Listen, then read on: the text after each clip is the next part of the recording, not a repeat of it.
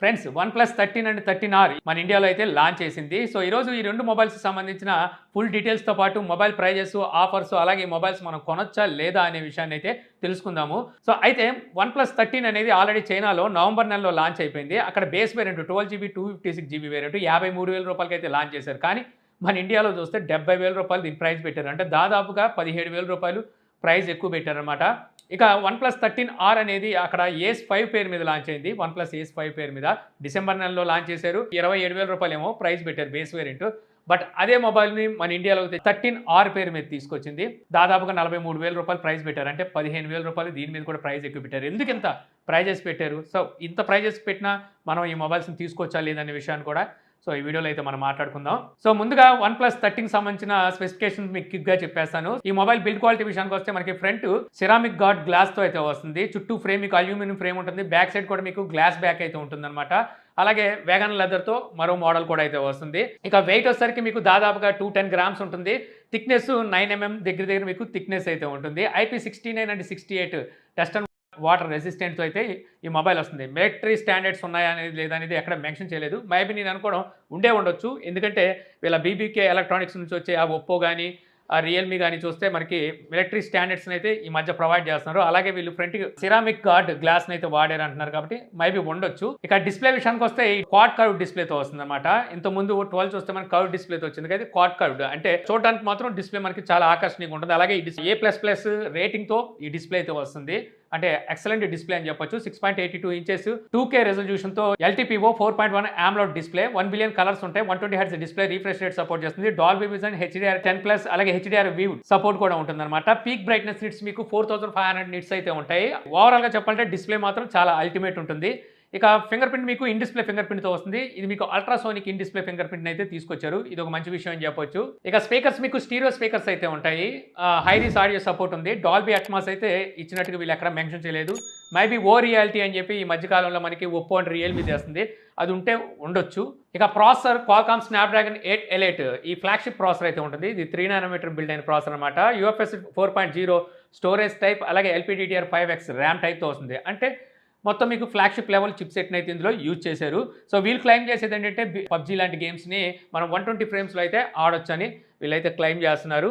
ఇక బ్యాటరీ మీకు 6000 mAh battery ఉంటుంది. 100 వాట్ ఫాస్ట్ ఛార్జింగ్ సపోర్ట్ చేస్తుంది. 50 వాట్ వైర్లెస్ ఛార్జింగ్ సపోర్ట్ ఉంది. 10 watt reverse wireless charging support కూడా చేస్తుంది. ఇక Android 15 బేస్డ్ Oxygen OS 15తో అవుట్ ఆఫ్ బాక్స్ అయితే వస్తుంది. ఇక 4 years వరకు మేజర్ ఆండ్రాయిడ్ అప్డేట్ని అయితే OnePlus ప్రామిస్ చేస్తుంది.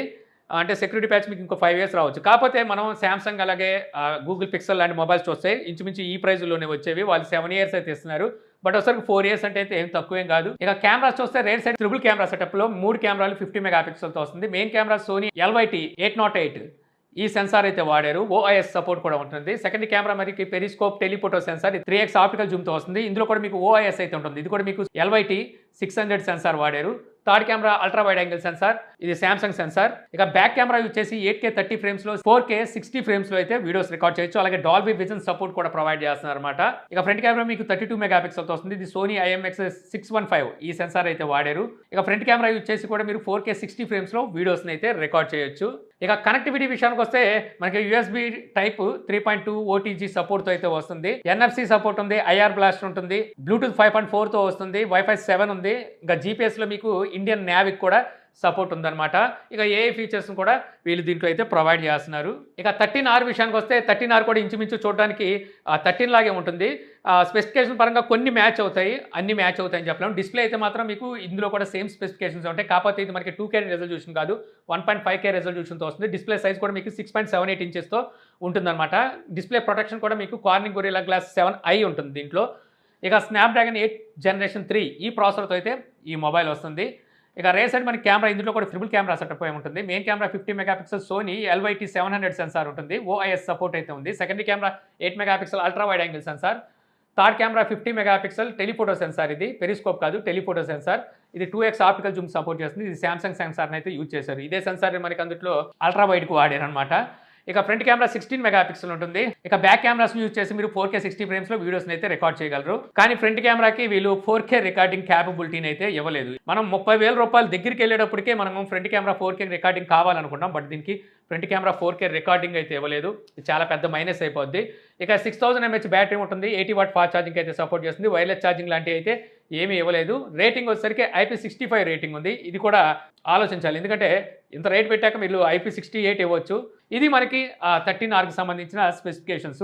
ఇక ప్రైజెస్ విషయానికి వస్తే OnePlus 13R మీకు 12GB 256GBతో స్టార్ట్ అవుతుంది అనమాట. 42,999 రూపాయలు ప్రైస్ పెట్టారు.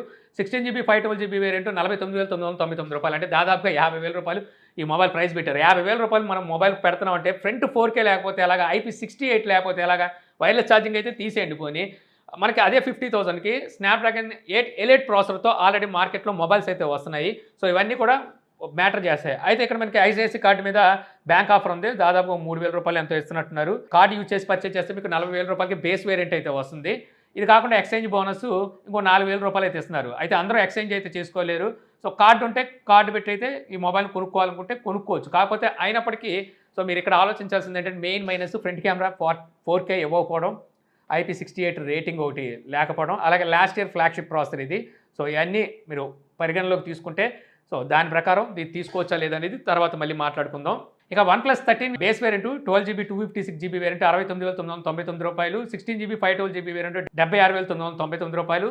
ఇక 24GB 1TB కూడా ఉంది దీంట్లో, అది దాదాపుగా 89,999, అంటే దాదాపుగా 90,000 రూపాయలు అయితే దాని ప్రైస్ అవుతుంది. అక్కడ దాకా వెళ్ళిపోతుంది. అక్కడ దాకా వెళ్ళినప్పుడు అంటే అంత ప్రైస్ పెడుతున్నప్పుడు OnePlus లాంటి బ్రాండ్ తీసుకోవడానికి ఇష్టపడతారా, లేకపోతే ఐఫోన్ అంటే యాపిల్ లేదా శాంసంగ్ లాంటి బ్రాండ్ తీసుకోవడానికి ఇష్టపడతారా అనేది వీళ్ళు కూడా ఆలోచించుకోవాలి. అంత ప్రైస్ మార్కెట్ వెళ్ళుకుందని నేను అనుకోవట్లా. అఫ్కోర్స్ OnePlus మార్కెట్ లేదన్న ఉంది, అంటే వాళ్ళ మార్కెట్ నాకు తెలిసినంత వరకు 50 నుంచి 60 వరకు వీళ్ళ మార్కెట్ అయితే కవర్ చేయగలరు. ఆ సత్తా ఉంది OnePlus దగ్గర. అలా అని చెప్పేసి మరీ టూ మచ్ ప్రైజెస్ పెట్టి అంటే అంత దూరం తీసుకెళ్ళిపోతే మాత్రం చాలా కష్టం అని చెప్పాలి.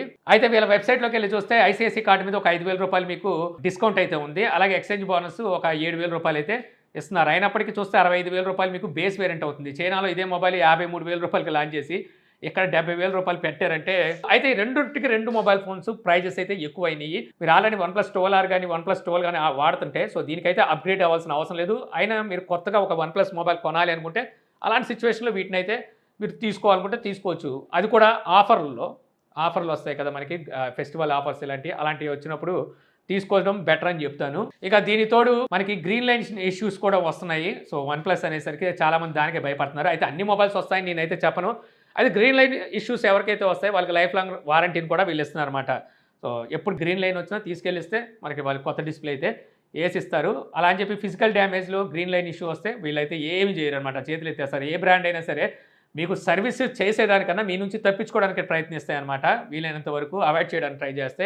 ఇక అవుట్ ఆఫ్ ది బాక్స్ మీకు ఛార్జర్ అలాగే బ్యాక్ కేస్ ఇలాంటివి అయితే ప్రొవైడ్ చేస్తున్నారు. ఇది ఒక మంచి విషయం అని చెప్పాలి. ఇప్పుడు మనం చైనాతో కంపేర్ చేస్తే ఇంత ప్రైస్ ఎక్కువ ఎందుకు అంటే 15,000 రూపాయలు ఎక్కువ, అలాగే 13కి 17,000 రూపాయలు ఎక్కువ ఎందుకు ఉందంటే ఇంపోర్ట్ ట్యాక్సెస్ అని, జిఎస్టీ అని, ఐ అని, ఈ అని మొత్తం కలిపి మన నెత్తినేసేస్తున్నారు అనమాట. యాక్చువల్గా ఇది గవర్నమెంట్ బ్రాండ్లు కలిపి మాట్లాడుకోవాలి.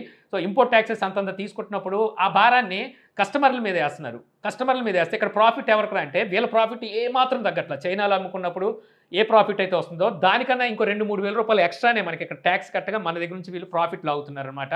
గవర్నమెంట్ ప్రాఫిట్ గవర్నమెంట్కి వచ్చేస్తుంది ట్యాక్సుల రూపాయన. ఇక్కడ బలైపోతుంది ఎవరు అంటే మనలాంటి కస్టమర్స్. సో ఇక్కడ గవర్నమెంట్ మాట్లాడుకోవాల్సింది ఏంటంటే సో ఇంపోర్ట్ ట్యాక్సెస్ ఫస్ట్ ఎలాగైనా గవర్నమెంట్కి రావాల్సిందే. సో ఆ ఇంపోర్ట్ ట్యాక్సెస్ జిఎస్టీ వీళ్ళు ఎలాగైతే తీసుకుంటారో తీసుకొని సో మ్యానుఫ్యాక్చరింగ్ అంతా ఇక్కడే జరగాలి, అసెంబ్లీ కాదు. అక్కడ నుంచి స్పేర్ పార్ట్స్ ఇక్కడ తీపించుకొని ఇక్కడ అసెంబ్లీ చేసేదే ఎక్కువ అయిపోతుంది. దీనివల్ల వీళ్ళు ఏం చేస్తున్నారు, కొద్దిగా ట్యాక్స్ నుంచి తప్పించుకుంటున్నారు. ఓ విధంగా చెప్పాలంటే ఇక్కడ అసెంబ్లీ చేస్తున్నా మేము ఫ్యాక్టరీలు పెట్టామని చెప్పి తప్పించుకొని మొత్తం ట్యాక్స్ మొత్తం మన నెత్తి మీద వేస్తున్నారు అనమాట. అంటే ఒకవేళ ఇంపోర్ట్ చేసుకుంటే ఎంత అయితే పడిద్దో ఆ ఫోన్కి అంత ట్యాక్స్ మన దగ్గర వసూలు చేస్తున్నారు. ప్రజలంటే వేరు, గవర్నమెంట్ అంటే వేరు కాదు. ప్రజలు ఉంటేనే గవర్నమెంట్ ఉంటుంది. ప్రజల జోబులో డబ్బులు దుబ్బేసి మళ్ళీ గవర్నమెంట్ కడుతున్నారంటే మన జోబులో డబ్బులు దుబ్బేసి మనకే శాలరీ ఇచ్చినట్టు ఉంటుంది అనమాట. సో ఈ విషయాల గురించి మాట్లాడుకుంటే కాంట్రవర్సీ అయిపోద్ది, పక్కన పెట్టేస్తే. సో ఓవరాల్గా మీకు ఏమనిపించింది సో ఈ 13 and 13R ప్రైజెస్ కానీ మీరు ఎవరైనా తీసుకోవడానికి ఇంట్రెస్ట్గా ఉన్నారా లేదనేది నాకు కామెంట్ సెక్షన్లో అయితే చెప్పండి.